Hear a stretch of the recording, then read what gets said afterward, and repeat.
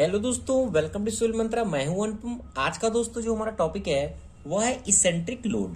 कि हमारा eccentric load क्या होता है, इसेंट्रिक लोड की कंडीशन क्या होती है, ये सारी चीजें हम डिटेल से डिस्कस करेंगे। और हम बात करेंगे, जैसा कि हमारा क्वेश्चन इस तरीके से पूछा जाता है कि derive the expression for resultant stress when a column of a rectangular section is subjected to eccentric load.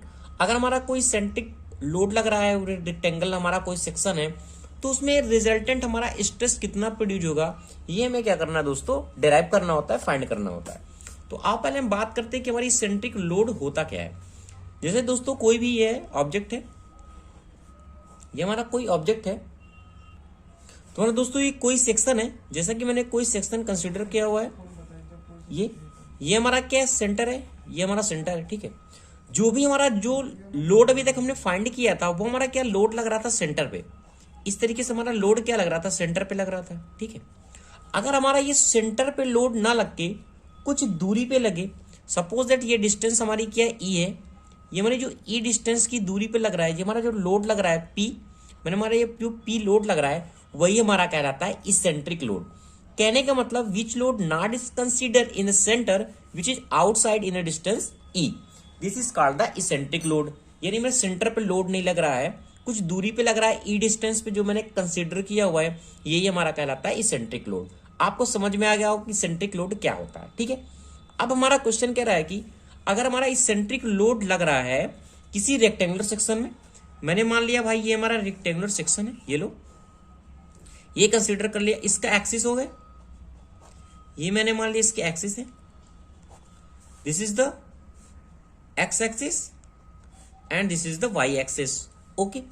मैंने मान लिया इसको ये ए है, ये बी, ये सी और ये हमारा डी है, ओके। ये हमारा कुछ इसका मैंने डिस्टेंस मान लिया डी और इसका मैंने मान लिया बी, ऐसा मैं कंसीडर कर सकता हूं क्योंकि हमारा रेक्टेंगुलर सेक्शन है।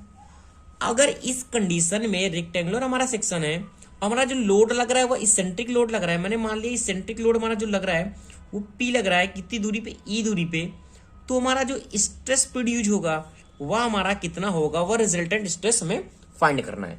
अब देखो, अगर हम देखें इस कंडीशन में जो हमारा लोड लग रहा है वो इसेंट्रिक लोड लगेगा, तो इसमें दो टाइप के स्ट्रेस प्रोड्यूस होंगे। दो टाइप के स्ट्रेस कौन से प्रोड्यूस होंगे, एक हमारा प्रोड्यूस होगा डायरेक्ट स्ट्रेस। डायरेक्ट स्ट्रेस, ये डायरेक्ट स्ट्रेस किस लिए प्रोड्यूस होगा, जब हमारा लोड हमारा सेंटर में लग रहा है, एक तरीके से हमारा डायरेक्ट स्ट्रेस प्रोड्यूस होगा। उसको मैंने मान लिया सिग्मा जीरो से मैंने दिखा दिया, ये हमारा क्या है, डायरेक्ट स्ट्रेस प्रोड्यूस हो रहा है। एक हमारा जो हमारा लोड ई दूरी पे लग रहा है ना, तो इसके कारण हमारा एक स्ट्रेस और प्रोड्यूस होगा, वह हमारा कहलाएगा बेंडिंग स्ट्रेस। क्या होगा, वह हमारा होगा बेंडिंग स्ट्रेस, ओके। जो बेंडिंग स्ट्रेस को मैंने कंसीडर कर लिया सिग्मा बी से। अगर इन दोनों को हम निकाल लेते हैं तो वही हमारा कहलाएगा रिजल्टेंट स्ट्रेस। ये और हमें यही फाइंड करना है, ये हमारा क्वेश्चन कह रहा है कि हमें रिजल्टेंट स्ट्रेस को फाइंड करना है। तो आओ देखो दोस्तों, देखते हैं कैसे फाइंड करेंगे, ओके। पहले हम देखते हैं इसका एरिया क्या है। एरिया कितना होगा, एरिया ऑफ कॉलम का हमारा कितना होगा, जो मैंने कंसीडर किया हुआ एरिया ऑफ कॉलम का कितना होगा, A into B into D, this is the area, okay. अब हम बात करते हैं इसके मोमेंट की। अगर कुछ दूरी पे हमारा जो लोड लग रहा है, इसेंट्रिक लोड लग रहा है, तो एक मोमेंट भी तो प्रोड्यूस होगा। जो हमारा मोमेंट प्रोड्यूस होगा इसेंट्रिक लोड के कारण, उस मोमेंट के मैंने मान लिया P इंटू ई, ये हमारा मोमेंट इसमें प्रोड्यूस हो रहा है। अब मैं इतना कर लेता हूं, ठीक है, M, this is the P into E, P हमारा लोड है, ई हमारा क्या है, डिस्टेंस है। यहां से हमें M equal to P into E मिल गया।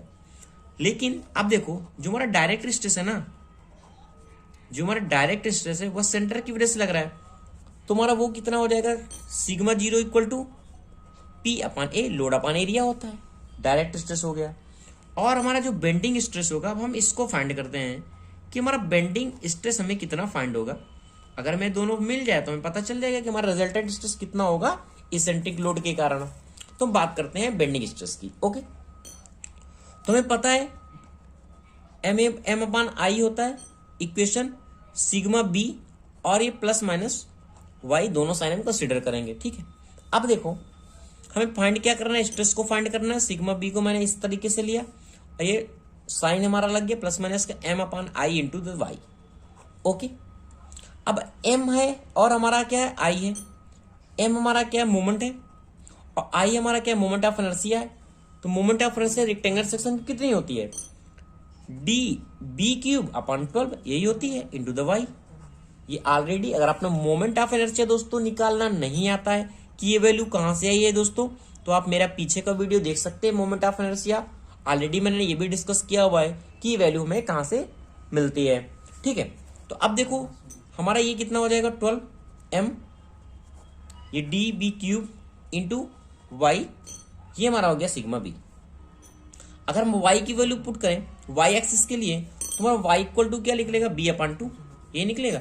इस वैल्यू को भी क्या करते हैं हम यहाँ रख देते हैं, तो ये कितना हो जाएगा, देखो यहाँ मैं कंसीडर करता हूँ, यानी sigma b equal to 12m, और ये हो गया D B cube into Y equal to B upon 2।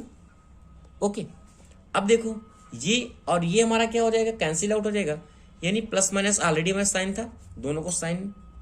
ठीक है, ये मैक्सिमम मिनिमम वैल्यू कंसिडर करता है, इसलिए हम पॉजिटिव निगेटिव साइन लेते हैं। ठीक, अब ये कितना हो जाएगा, 6 हो गया, यानी 6 हो गया, और ये हमारा कितना बचा, m बचा, और ये कैंसिल हो जाएगा, यानी एक कैंसिल हो गया, यानी D B square equal to sigma B, यानी सिग्मा बी की वैल्यू भी यहां से मिल गई। हमें चाहिए क्या, रिजल्टेंट स्ट्रेस चाहिए, क्या चाहिए, रिजल्टेंट स्ट्रेस चाहिए। अब हम m की वैल्यू भी पुट कर देते हैं, m इक्वल टू क्या है, p इंटू ई है, this is the 6 equal to p into E, यानी D B square sigma B, ये हमें यहां से पता चल गया है। ओके, अगर मैं इसको और थोड़ा डेरिवेट करूं तो मैं इसको क्या लिख सकता हूं, 6 इंटू पी इंटू ई, और इसको लिख सकता हूं डी बी इंटू बी, यानी ये हमारा क्या है, एरिया एक तरीके से हमारा है एरिया, यानी plus minus 6 into P into E, यानी ए इंटू बी।